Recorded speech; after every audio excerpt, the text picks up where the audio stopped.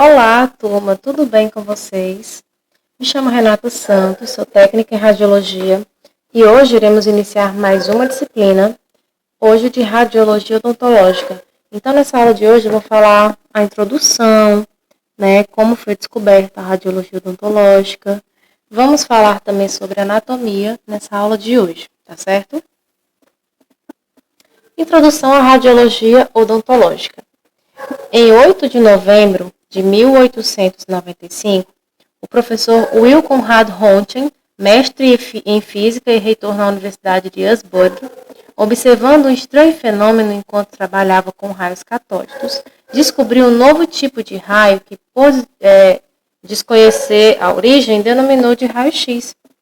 Então, pessoal, o raio-x chama-se hoje raio-x porque ele não tinha um nome, né? Foi uma incógnita que deram para raios, digamos, um raio sem nome, raios X, vamos colocar o X. Foi meio que isso que aconteceu. E ficou até hoje, a gente conhece como raios X. Com a descoberta dos raios-x e seus avanços tanto na área da medicina quanto na odontologia, houve um grande desenvolvimento na área do diagnóstico, possibilitando o surgimento de novas técnicas, bem como um melhor conhecimento das estruturas anatômicas, contribuindo para o surgimento e ampliação de novas áreas dentro da odontologia. Em 1895, Dr. Otto, dentista alemão, realizou a primeira radiografia dentária da sua própria boca, com um tempo de exposição de 25 minutos, pessoal, obtendo a imagem dos próprios molares. Pessoal, é tanto que naquela época a gente não tinha, eles não tinham conhecimento e não tinham noção do perigo da exposição à radiação, certo? Muitos perderam membros, adquiriram câncer. Havia também a questão da mutação genética, uma formação em feto, por conta dessa exposição desnecessária e excessiva aos raios-x. O americano Dr. Edmundo Kells introduziu a radiologia odontológica ao diagnóstico por imagem na odontologia. Pessoal, Edmundo Kells, tanto que pela exposição que ele teve naquela época, ele chegou a perder alguns membros, Ele sofreu queimaduras graves e teve falanges amputadas, dedos e mão, que chegou a cometer suicídio em decorrência dessa perca de membros, Porque a gente vamos analisar um pouco. Eles não tinham conhecimento sobre isso, como eu falei para vocês, então era muito difícil explicar o que se acontecia. Ele chegava a ter amputações de membros, queimaduras muito graves, de alto grau. E não tinha uma explicação concreta, algo certo para isso, ao ponto de um cientista, um médico, chegar ao ponto de cometer suicídio, Então, aquela época era muito difícil, muito complicada, tanto que perdemos várias pessoas importantes na história, decorrência de câncer também, por conta da exposição à radiação. Em outubro de 1959, as primeiras unidades de aparelhos panorâmicos foram introduzidos no mercado odontológico. O Panorex da White Corporation, um protótipo desenvolvido pelo Dr. Iro Patenaude, ainda se encontra no Museu de Odontologia da USP, e algumas clínicas ainda utilizam esse aparelho pela excelência da imagem, apesar de o mesmo estar em desuso pelo excesso de exposição. Dr. Iro é considerado o pai da radiologia panorâmica. Então, a gente já teve equipamentos com uma imagem excelente, mas qual a parte ruim aí, o lado negativo? A exposição, pessoal, o excesso de exposição, o excesso de radiação que esses aparelhos emitiam. Vamos falar agora um pouco sobre anatomia dental. A palavra anatomia, pessoal, ela é originada do grego anátome, que significa incisão, e do latim anatomia, significa dissecção do corpo.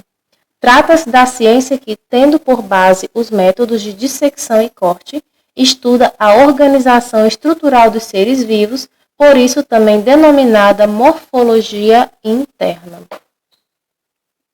Os dentes são estruturas anatômicas localizadas na base, cuja função principal, pessoal, é a mastigação.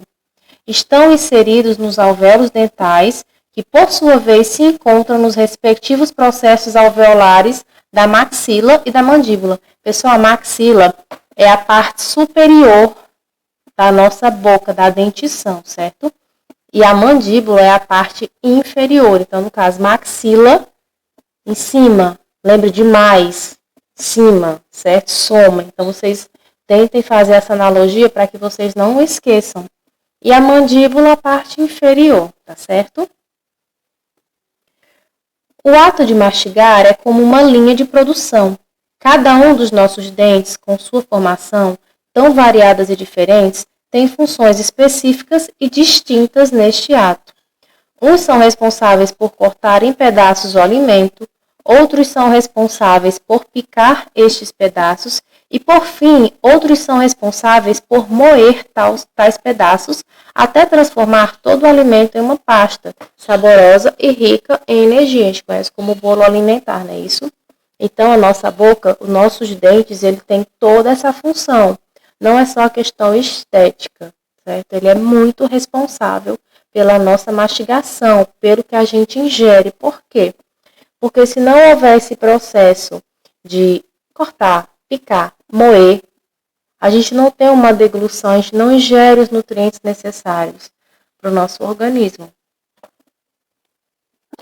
A falta de umas desses dentes leva fatalmente à má formação do produto final, como eu falei para vocês, que é o bolo alimentar, permitindo que parte dos alimentos sejam deglutidos na forma de pedaços, cujas funções internas não sofrerão a ação das enzimas digestivas, sendo descartados pelo corpo com toda a sua riqueza energética desprezada, vitaminas e sais minerais tão importantes para a vida.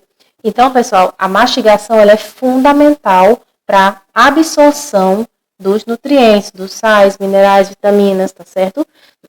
Quando não há essa mastigação correta, o que acontece? Digamos que os pedacinhos lá de comida, eles entram e saem, eles não ficam no organismo da gente. Então, é muito importante a mastigação correta.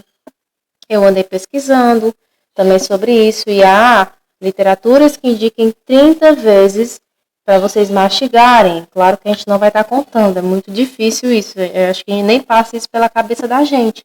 Mas o que isso quer dizer? 30 vezes é muitas vezes para você mastigar. É o tempo necessário para que haja a quebra desses alimentos, tá certo? E a gente faça uma boa ingestão e absorção desses nutrientes. Por isso, costuma-se considerar dentro das funções dos dentes 4 aspectos característicos, que é a preensão, incisão, dilaceração e trituração. Quem é que faz isso, pessoal? São os dentes incisivos, os caninos, os pré-molares e os molares. Isso aí a gente vai ver na segunda aula, onde eu vou estar explicando para vocês cada um desses dentes. Temos aqui um modelo de um dente, uma foto de um dente. O dente é composto por tecidos duros, tecidos mineralizados. Ele é composto também, pessoal, pela polpa, que é um tecido conjuntivo frouxo, vascularizado e inervado, que é a parte vital do dente, e também pode possuir uma ou até 3 raízes, né? Esse dente que a gente está vendo aí, ele possui 2 raízes. Vocês vão identificar também a gengiva, que dá aquela proteção e sustentação no dente. A gente vai falar também sobre o esmalte, a dentina, do que o dente é composto, tá certo? Ele é composto também basicamente por 3 partes, pessoal. A coroa, o colo e a raiz. Coroa, a gente já tem uma noção, ela fica em cima, é essa parte superior do nosso dente. O colo, ele fica ali no meio, entre a coroa e a raiz. E a raiz é toda aquela parte que se encontra dentro da gengiva. Partes e estruturas do dente. Como eu falei aqui, a gente tem o esmalte, que é aquela camada branca que podemos visualizar no dente. Essa questão do esmalte, pessoal, ela é muito visível, essa camada branca, nos dentes descidos, nos dentes de leite, né? Nas crianças. A gente percebe que eles são os dentes bem mais brancos do que os dentes de pessoas adultas. O esmalte é composto por cerca de 95% de compostos inorgânicos, que são os cristais de hidroxiapatita, ou seja, fosfato de cálcio cristalizado. 4% seria matéria orgânica e 1% composto de água. Essa é a composição do esmalte do dente. Pessoal, onde fica o esmalte? Toda aquela parte branca, toda aquela parte que envolve o dente, é como se fosse uma película. A dentina é a camada mais interna do dente, aquela parte mais escurecida, composta por 47% de compostos inorgânicos, 33% de matéria orgânica e 20% de água. Temos também a polpa, que é o tecido conjuntivo frouxo, é altamente vascularizada e bastante inervada. E o cemento, que é um tecido mineralizado que recobre toda a raiz dental, toda a raiz do dente. Temos aqui uma imagem de um dente composto aí por duas raízes, onde o dente, pessoal, é composto pela coroa, o colo e a raiz. A coroa é projetada a partir da gengiva. A coroa é toda essa parte superior aqui. O colo é entre a coroa e a raiz. Vocês podem até identificar uma divisão até mesmo de cor, né? Essa parte da coroa ela é uma parte mais branca, mais clara, mais leitosa. E temos aqui a raiz, ela está mais amarelada, um tom um pouco mais escuro. Então, vocês conseguem identificar a raiz também por isso aqui. Vamos supor que aqui seja a gengiva. A gengiva passa aqui, ó. Então, o colo é esse meio aqui, esse centro que separa a coroa da raiz, tá bom? A raiz está fixada no alvéolo por uma membrana fibrosa, denominada membrana periodontal. Função dos dentes. Os dentes possuem função importante como mastigação, e a proteção e a sustentação dos tecidos moles adjacentes. São responsáveis também pela fonação e também pelo comprometimento estético. Pessoal, a gente sabe que dente, a gente não utiliza só ele para mastigar. Ele é responsável pela fonação, pela nossa fala. Pessoas que não têm a dentição, a arcada dentária completa, elas têm uma certa dificuldade para falar as palavras corretamente. É como se a língua passasse entre aqueles espaços, entre a gengiva, e fizesse um som diferente. Isso é muito comum e vocês podem observar, principalmente em idosos, que eles já não possuem mais os dentes, né? Alguns usam próteses, usam chapas, para estar fazendo essa substituição da arcada dentária que foi perdida ao longo da vida, né? E também, pessoal, a questão estética. A gente sabe que os dentes é meio que um cartão postal da pessoa, né? A gente chega e já olha logo, então, há pessoas que têm complicações. Eu já pesquisei a casos de pessoas com depressão por conta de não possuir, né, os dentes. Então, isso mexe muito, até mesmo com a questão da autoestima da pessoa, do paciente, do indivíduo. Então, é muito importante o cuidado com os nossos dentes. Então, pessoal, vamos terminando aqui a nossa primeira aula. Amanhã a gente vai falar mais um pouco sobre os dentes, sobre a numeração dos dentes, certo? Vamos dar nomes a esses dentes, tá ok? Então, fiquem com Deus e até a próxima aula.